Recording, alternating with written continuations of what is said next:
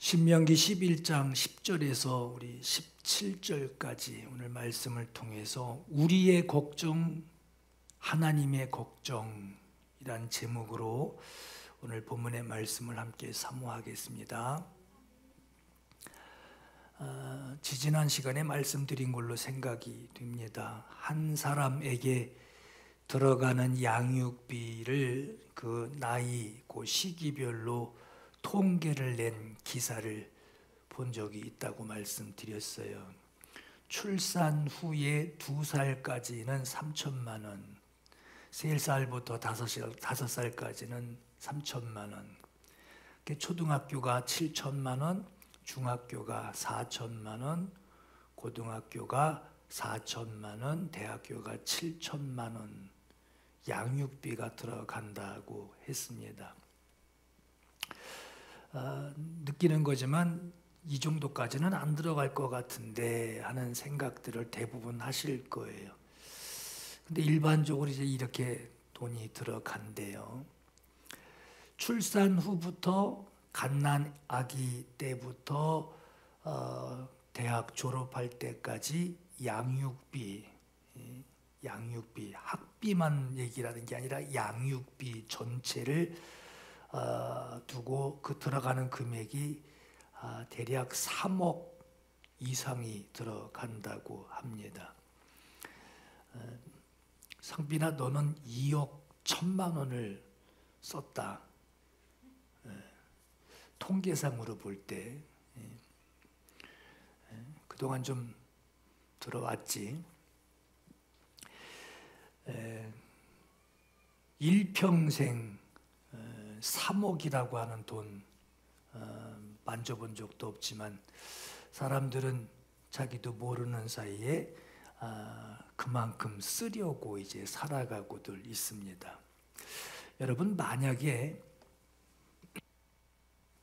이 저출산 문제를 해결하기 위해서 국가에서 출산 장려 차원에서 대학까지 의무 교육을 시행한다면, 학비 다 대주면서 시행한다면 출생하자마자 양육비, 그 양육비로 한 사람당 대략 한 3억 정도를 양육 비용으로 부모에게 준다면, 여러분, 그 가정에 그 아이가 대학 졸업할 때까지 양육비 문제는 아무 문제 없이 해결이 될까요? 아마 받자마자 이국리 저국리 하다가 길어야 2달 지나면 아마 그 돈 다른 데 다 써버리고 말 거예요.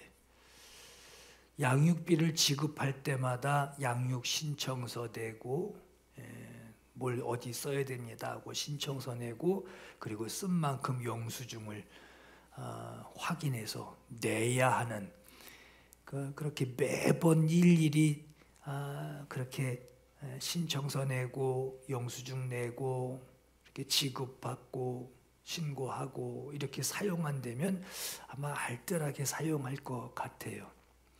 그런데 한 번에 화끈하게 그냥 지급이 확 들어온다면 양육 용도에서 거의 100% 벗어나지 않을까, 다른 데 사용하지 않을까 하는 생각을 해봅니다. 여러분, 우리는 가끔 그런 생각들 하실 거예요. 하나님이 책임져 주시고 다 하나님이 공급해 주실 것이 확실하다면 매번 필요할 때마다 만약에 안 되면 어떡하지?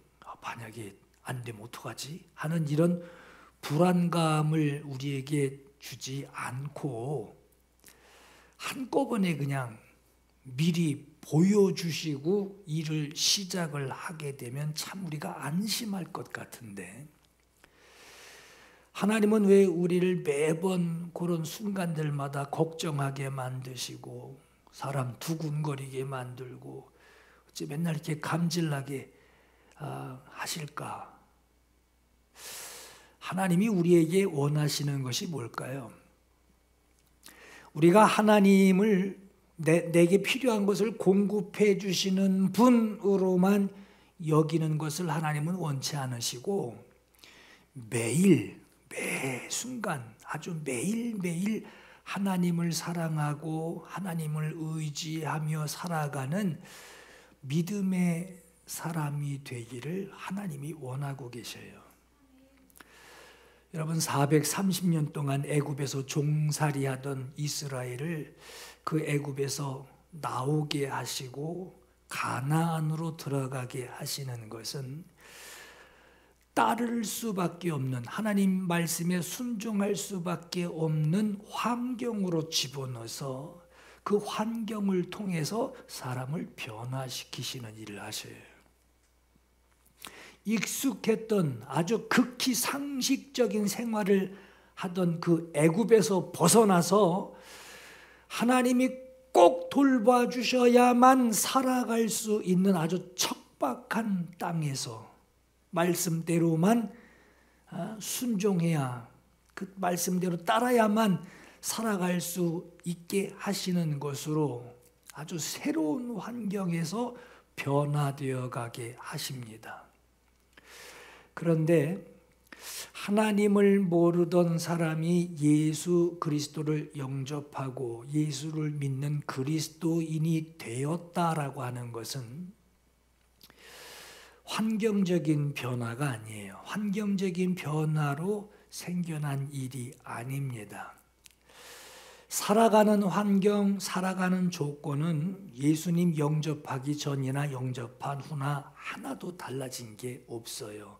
살던 집에, 다니던 직장에, 만나던 사람 다 변화된 것이 없이 그대로 외적인 것은 달라진 것이 하나도 없어요.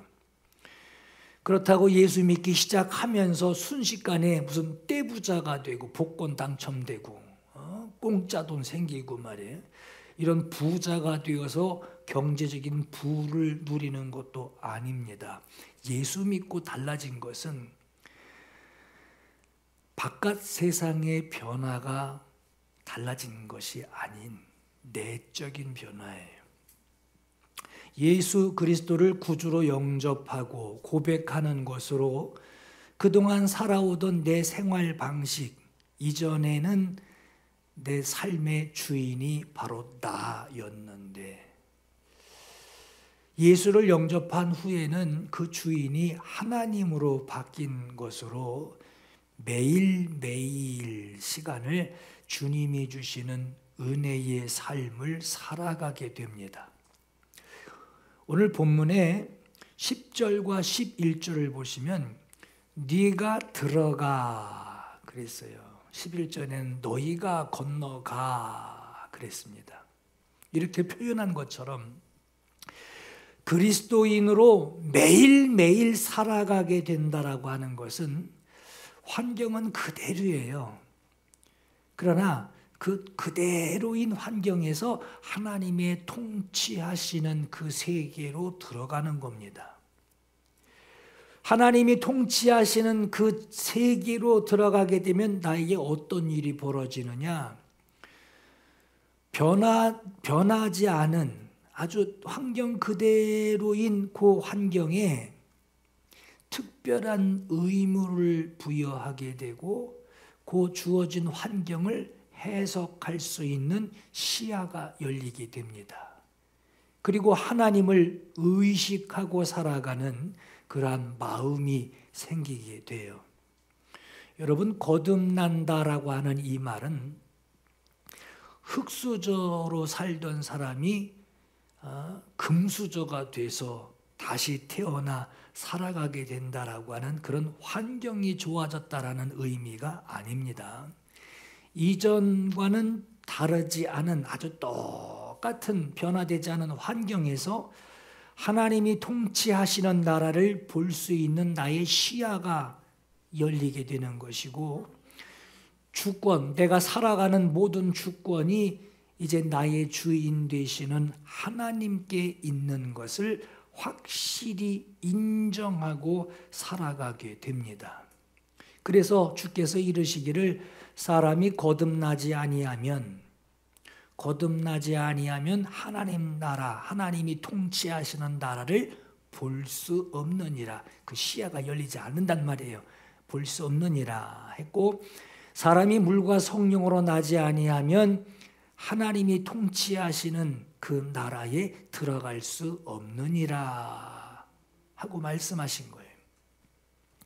육으로 난 것은 육이요 영으로 난 것은 영이니 거듭나야 하는 것을 오해하지 말라라는 말씀을 하셨어요. 여러분, 예수 그리스도를 영접한 오늘 저와 여러분에게 오늘 본문의 말씀 신명기 11장 오늘 10절에서 17절까지 이 말씀은 뭘 말씀하시려고 하는 걸까요? 오늘 10절부터 보시면 네가 들어가 차지하려 하는 땅은 네가 나온 애굽 땅과 같지 아니하니 그랬어요. 우리식으로 얘기를 하면 이제 너는 하나님이 통치하시는 세계로 들어간다. 네가 들어가 차지하려 하는 땅은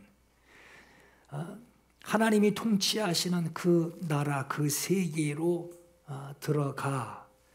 네가 그리스도인으로 살아가는 방식은 하나님 나라 밖에 있을 때의 그 생활 방식과는 다르다라고 하는 거예요.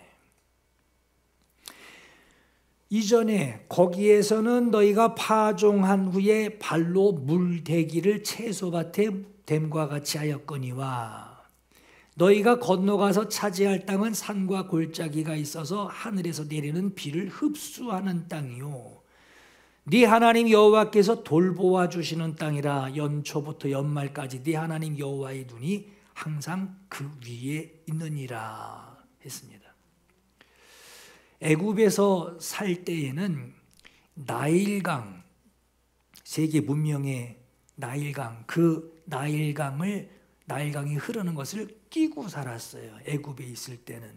그래서 해마다 이 나일강이 홍수가 정기적으로 되풀이되면서 나일강이 막 홍수가 나서 넘쳐 흐르게 됩니다. 홍수가 나서 넘쳐 흘러야 되는데 피해가 일어나는 것이 아니라 오히려 그 홍수가 강 하류에 있는 땅에 기름진 흙을 날라다 줍니다. 그래서 비옥한 땅이 되고 농사는 아주 저절로 지어진다라고 해도 과언이 아닐 만큼 이렇게 농사하기 참 좋은 땅이에요. 애굽에서는 나일강을 끼고 살아가는 덕에 씨를 뿌린 뒤에 발로 물을 대는 것으로 농사하기가 쉬웠다라고 하고 말씀을 해요. 여러분, 발로 물을 댄다라고 하는 이 말이 뭐냐? 사시사철 1년 내내 나일 강물은 마르지 않습니다. 그 나일 강물에 바퀴를 만들어서 그 바퀴를 회전을 시켜서 그 동력을 얻는 그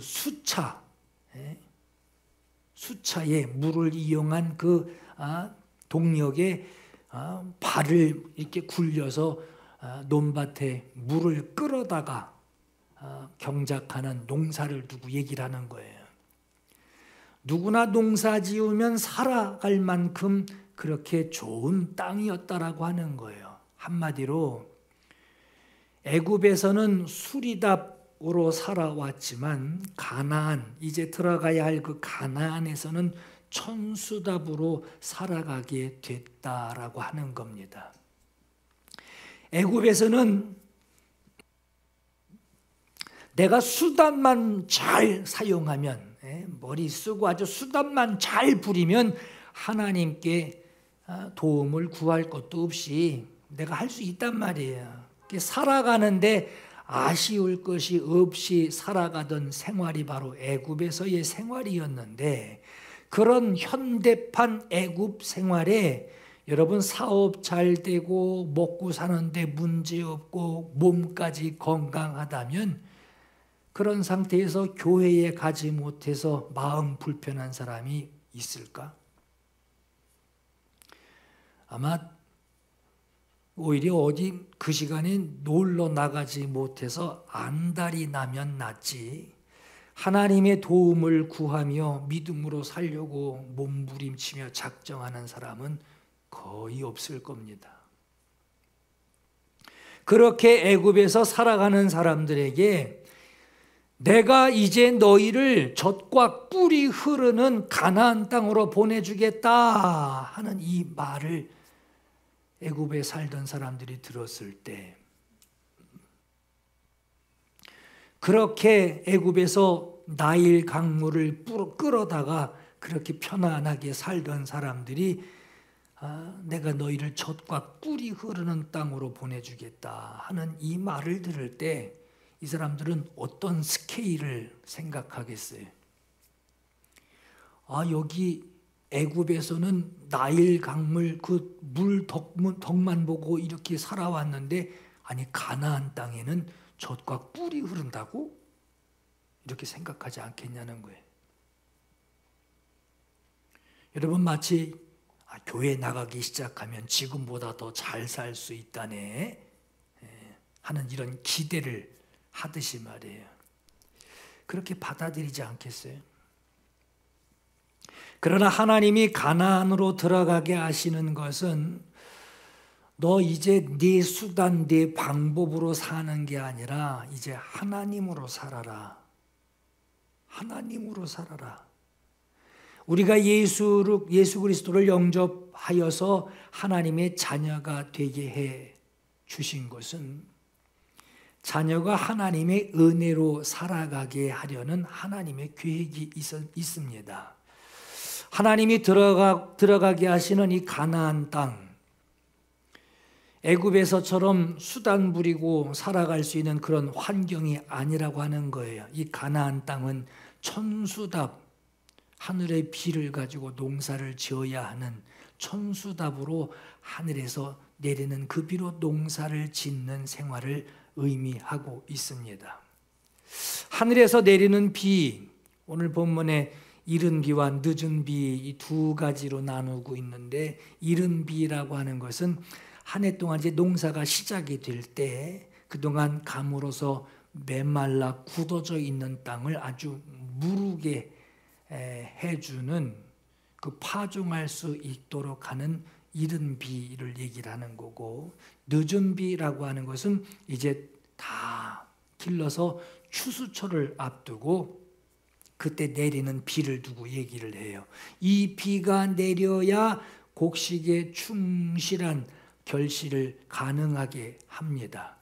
이른 비와 늦은 비는 하나님께서 백성을 보살펴 주시고 때를 따라 내려주시는 하나님의 은혜를 의미합니다.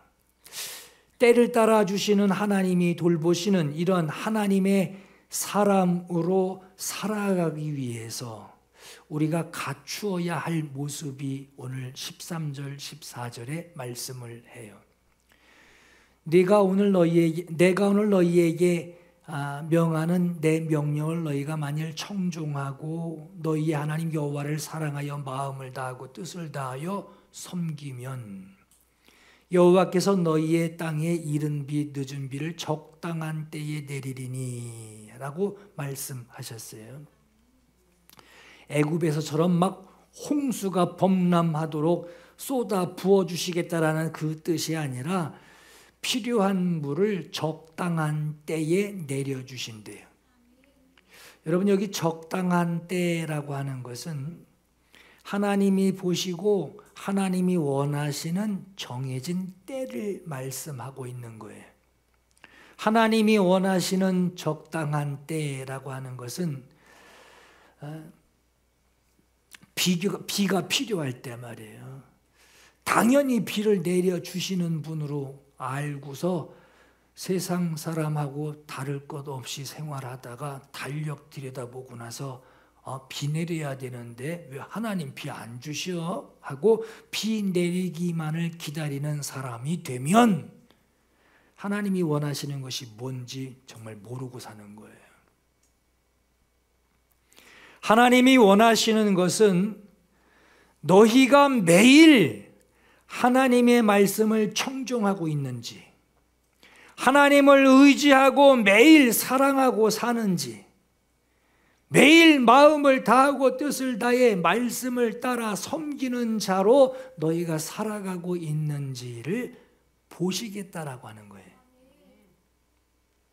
천수답 산과 골짜기가 있더라도 우리를 돌봐주시는 데에 하나님은 그거면 된다라고 하는 거예요. 그거면 된다. 내가 널 돌보는데 그거면 된다. 여러분, 하나님이 함께 해주시는 이 공간에서 우리는 물을 흡수하는 땅, 물을 저장할 수 없고 그냥 흡수해버리는 그 산과 골짜기를 보면서 우리는 걱정해요. 어떻게 사나 걱정해요. 하나님은 그런 우리 모습을 보시면서 내가 돌봐주지 못하면 어떡하나 하고 걱정하고 계세요. 우리도 걱정하고 하나님도 걱정하는데 걱정하는 내용이 좀 달라요. 하나님이 그러시는 거예요. 너는 나일 강물 없는 저장하는 그 물이 없는 흐르는 그 물을 끼고 살지 못하는 이 산과 골짜기 이 환경을 보면서 과연 이런 데서 이런 상황에서 추수할 수 있고 소득을 우리가 얻을 수 있을까? 어떻게 살아가다 하고 너는 걱정하고 있지만 하나님은 네 마음이 이것 때문에 미혹되어서 네가 나에게서 시선을 돌려 다른 신들에게 마음을 두고 거기 가서 무릎 꿇고 그것들에게 절할까 봐 나는 그게 걱정이다라고 하는 거예요. 다른 신에게 왜 미혹이 될까요? 여러분, 이 가나안 땅은요, 거기 들어가면 빈 땅이 아니에요. 거기 들어가면 토착민들이 있어요. 토착민들을 통해서 접하게 되는 신이 있단 말이에요. 모든 관심과 생각을 풍요, 부자 되는 거, 다산을 구하는 사람들이라면 가나안 땅에 들어가면요, 틀림없이 100% 미혹받을 수밖에 없는 신들이 가나안에서 대기하고 있습니다. 16절, 17절에 너희는 스스로 삼가라 두렵건대 네 마음이 미혹하여 돌이켜 다른 신들을 섬기며 그것에게 절함으로 여호와께서 너희에게 진노하사 하늘을 닫아 비를 내리지 아니하며 땅에 소산을 내지 않게 하심으로 너희가 여호와께서 주신 아름다운 땅, 왜 아름다운 땅이죠? 하나님만 바라보는 최적의 환경이기 때문에 아름다운 땅이에요. 이 아름다운 땅에서 아름다운 땅임에도 속히 너희가 거기서 멸망할까 하노라 하고 하나님이 말씀하셔요. 여러분, 사기꾼이요, 뭐 좀 장사 좀 해볼까 하는 사람에게 부자 되고 싶어 하고 다가옵니다. 그러면 안 그래도 장사해서 돈 벌려고 그러는데 부자 되고 싶어 하는 그 말 듣고 귀가 쏠깃해요. 여러분, 불안해하는 사람에게는 늘 미혹이 찾아옵니다. 그렇죠? 미혹이 찾아올 수밖에 없어요. 산과 골짜기만 보이는 이 땅에서 내리는 그 비마저 흡수해버리는 그 땅에서 하나님을 향한 나의 시선이 거기서 벗어나게 되면 염려함으로, 걱정으로, 두려움으로 만약에 안 되면 어떡하나 하고 걱정하여 시선이 벗어나게 되면 가나안 땅에서 그러는 거예요. 그런 거라면 내가 해줄 수 있는데, 그런 거라면 내가 도와줄 수 있는데 하고 미혹하는, 그래서 시선을 돌리게 하는, 하나님에게서 시선을 돌려버리게 하는 이러한 일들이 너무나 쉽게 일어난다라고 하는 거예요. 하나님의 걱정이 뭡니까? 이스라엘이 하나님에게서 벗어나서 다른 것들에게 무릎 꿇고 절하는 것을 하나님은 걱정하고 계세요. 하나님이 걱정하시는 또 한 가지가 있어요. 너희가 하나님을 의지하며 사랑하며 주의 명령, 주의 말씀을 청종하며 하나님을 섬기는 것으로 너희가 그렇게 하는 것으로 곡식이 많아지고 많은 포도주를 얻게 되고 많은 기름을 얻게 되고 가축과 소유물로 너희가 충만하게 증식되어질 때 하나님이 걱정하시는 것이 뭐냐? 배부르게 지내는 것도 걱정이라는 거예요. 없이 살아서 모자라고 걱정되고 근심돼서 시선을 딴 데 돌릴까 봐도 하나님이 걱정하시고, 너무 배가 불러서 가진 것 누리며 포도주와 기름과 곡식과 가축들로 소유물들로 가득 채워서 편안하게 지낼 때 하나님은 너 배부른 것도 걱정이다 하시는 거예요. 왜 그러죠? 배부르게 지내는 것 때문에 네 마음이 교만해져서 하나님을 네 마음에서 잊어버리는 자가 될까 염려스럽다라는 거예요.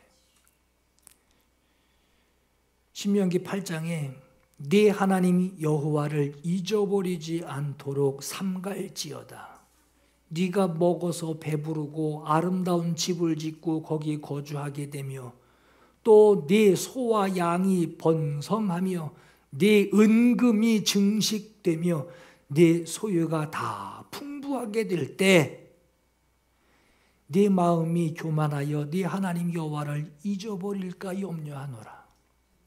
그러나 네가 마음에 이르기를 내 능력, 내 손의 힘으로 내가 이 재물 내 힘으로 얻었다 너희가 말할 것이라. 내 하나님 여호와를 기억하라. 그가 내게 재물 얻을 능력을 주셨습니다. 네가 만일 네 하나님 여호와를 잊어버리고 다른 신들을 따라 그들을 섬기며 그들에게 절하면 내가 너희에게 증거하노니 너희가 반드시 멸망할 것이라 하고 말씀을 합니다. 이런 하나님의 마음을 알게 될 때 기도하는 내용이 있어요. 없어서 가진 것이 모자라서 마음이 불안하고 초조해할 때에 하나님을 욕하게 될까 봐 하나님 나를 걱정하시고, 반대로 내가 풍족하고 넉넉하고 누리고 살 때에 하나님을 잊고 살까 봐 하나님 또 나를 걱정하시는, 하나님이 이 두 가지를 걱정하실 것, 이것을 알고 이것을 생각할 줄 아는 사람이 되면 하게 되는 기도가 있어요. 잠언서 30장에 내가 두 가지 일을 주께 구하였사오니 내가 죽기 전에 내게 거절하지 마시옵소서. 곧 헛된 것과 거짓말을 내게서 멀리 하옵시며 나를 가난하게 하게도 마옵시고 부하게도 마옵시고 오직 필요한 양식으로 나를 먹이시옵소서. 혹 내가 배가 불러서 하나님 모른다, 여호와가 누구냐 할까 하오며, 혹 내가 가난하여서 도둑질하고 내 하나님의 이름을 욕되게 할까 두려워함이니이다.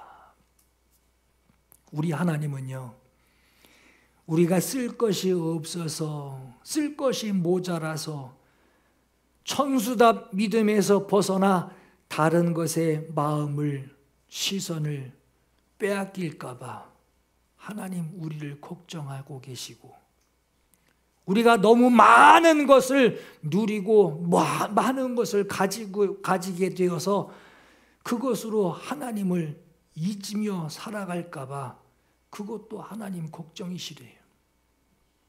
그래서 한꺼번에 쏟아붓지 않으시고 적당한 때에 필요한 것을 주시겠다라고 하는 겁니다.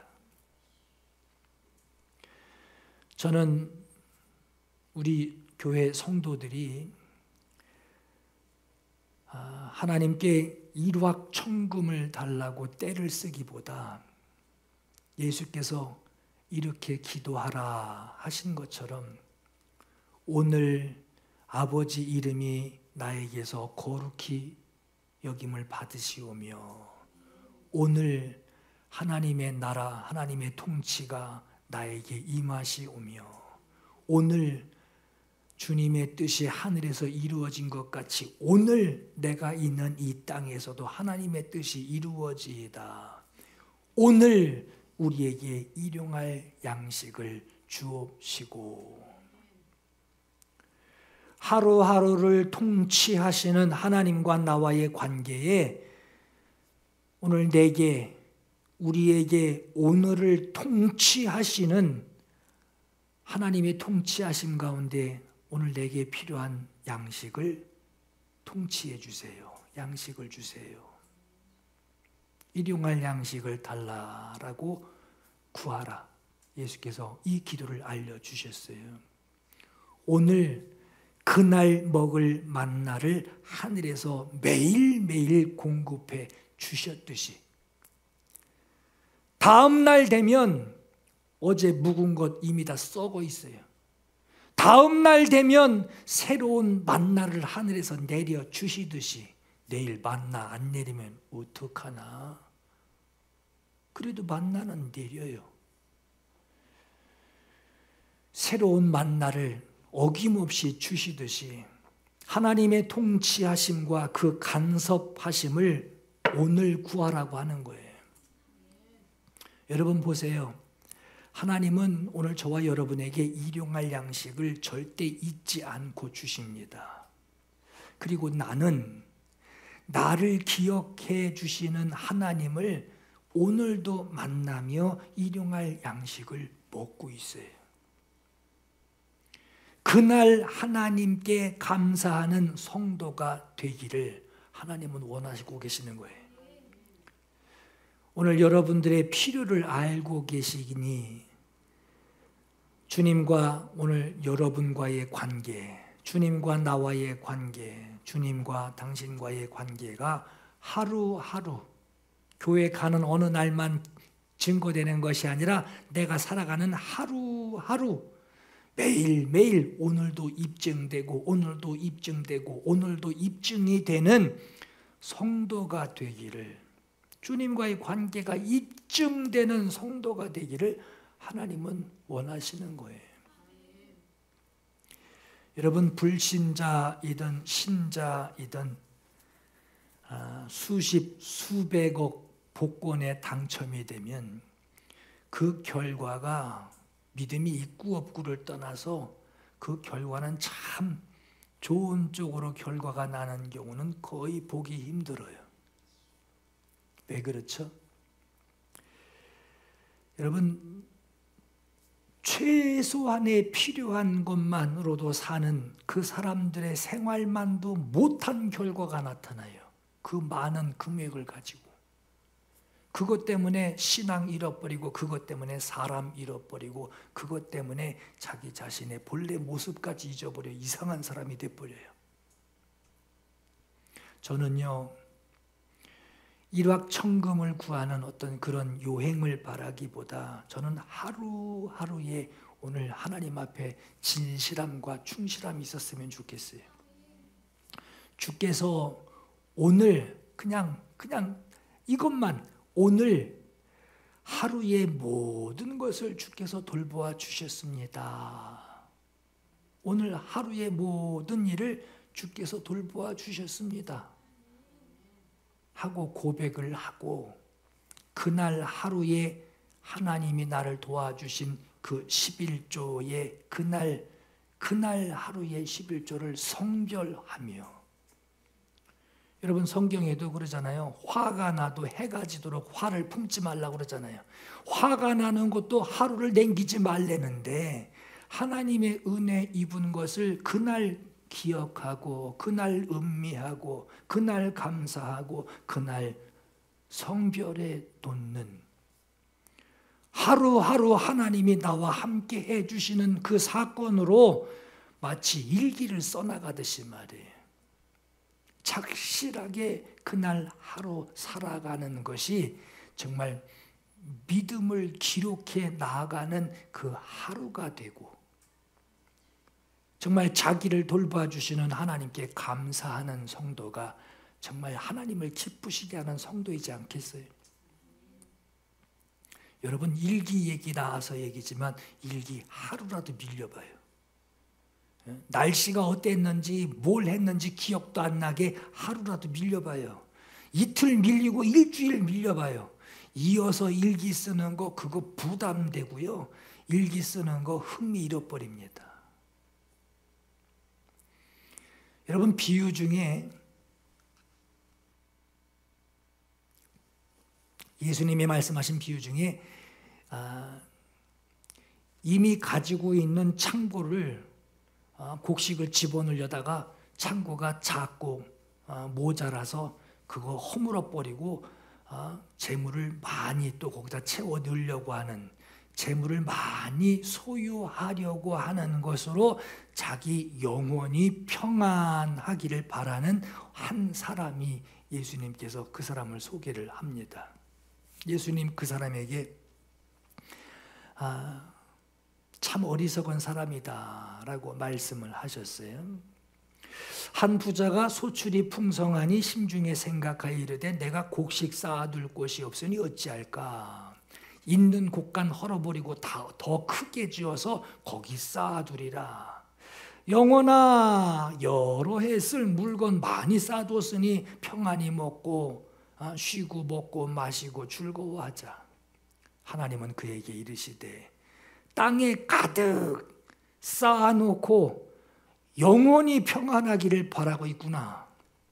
어리석은 자여, 오늘 밤에 하나님께 대하여는 아무것도 가지지 않은 너의 그 영혼을 내가 도로 찾으리니 그럼 네가 쌓아놓은 그 모든 재물들, 곡식들은 누구의 것이 되겠느냐. 자기를 위하여 재물을 쌓아두고 하나님께 대하여 부여하지 못한 자가 이와 같으니라 하는 말씀을 하셨어요. 주님이 우리에게 주신 평안은 여러분 돈을 산더미 쌓아놓고 있어서 평안하다 하는 거 아닙니다. 주님은 우리에게 그런 평안을 말씀하지 않으셨어요. 주님이 우리에게 주신 평안은 세상이 주는 그런 평안이 아니라고 분명히 말씀하셨어요. 주님은 두려워 말고 하나님의 일하심을 믿기만 하라라고 하셨어요. 주님이 주시는 평안이 뭡니까? 매일 하루 매일 하나님과 함께하는 평안이에요. 이게 평안입니다. 여러분, 쓸 돈이 모자라고 없어서 평안하지 못한 거 아닙니다. 어떤 사람이 내 속을 팍팍 썩여서 평안하지 못한 게 아니에요. 사시사철 마르지 않는 나일강 끼고 있지 못해서 불안한 게 아닙니다. 모아둔 물도 없고 내리는 비마저도 흡수해버리는 산과 골짜기만으로 그것만 내 눈에 가득 보여서 내가 불안한 게 아니에요. 여러분, 사람들은 자기가 전 믿음이 약해요. 전 믿음이 없어요. 아직 없어요. 라고 말하죠. 그죠? 사람들은 자기가 믿음이 약하다고 말하고 믿음이 없다라고 말하지 자기가 다른 우상에게 믿음을 가지고 있다는 말은 절대 안 합니다.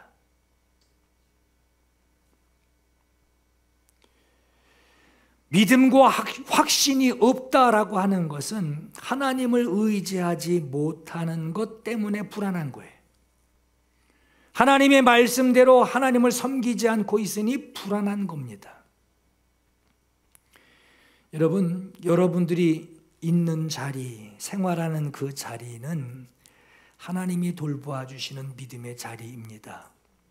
연초부터 연말까지, 더 나아가서 내가 세상 끝날까지 너희와 항상 함께 있으리라 하신 이 약속하신 분이 누구냐? 바로 우리 주님이세요.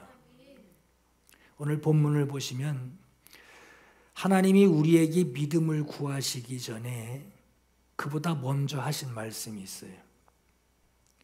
하나님의 눈이 항상 당신 위에 계시겠다라고 하십니다. 믿음을 요구하실 때가 맞은단 말이에요. 너 말씀에 충실하고 말씀대로 사는지 그렇게 살아라 하시기 전에 하나님의 눈이 너 위에 항상 함께 하시겠대. 테스트 해보고 봐줄까 말까 하고 결정하시겠다는 말이 아니라 이미 보고 계시대요. 그리고 이어서 하시는 말씀이 그러니 너는 내 명령 청종하고 너희 하나님을 사랑하여서 마음을 다하고 뜻을 다하여 섬겨라. 그러면 너에게 필요한 이른 비와 늦은 비를 너에게 내려주리니 네가 그 소산을 얻을 것이다 라고 말씀하십니다. 여러분 꼭 기억하시기 바라요. 하나님의 눈이 여러분 위에 계십니다. 하나님 어디 있나? 안 되면 어떡하나? 안 주면 어떡하지? 하나님이 못 보신다면은 안 주는 게 아니라 못 주죠. 근데 보고 계시대요. 하나님 내 위에 보고 계시다. 하나님은 하나님을 사랑하는 자에게 필요한 것을 주시는 적당한 그 때를 잊지 않으시고 돌보시는 분이십니다. 여러분 오늘 이 말씀을 통해서 주님이 나와 함께하고 계시고 나를 보고 계시다라고 하는 이 사실에 여러분들 은혜와 감동이 여러분들에게 충만하기를 예수 이름으로 축원합니다. 이 시간 우리 잠시 함께 합심해서 기도하실 때 두 가지만 좀 기도했으면 좋겠어요. 하나는 지금 나에게 하나님의 걱정이 무엇인지 알게 해주세요. 하나님 저를 보시고 내게 걱정하시는 것이 무엇인지 하나님 제가 알게 해주세요. 두 번째는 주를 정말로 의지하는 자가 되게 하옵소서. 오늘 두 가지 놓고 하나님 하루하루 승리하며 하루하루 하나님을 사랑하는 오늘 제가 되게 해주세요. 두 가지 놓고 우리 잠시만 함께 기도하겠습니다.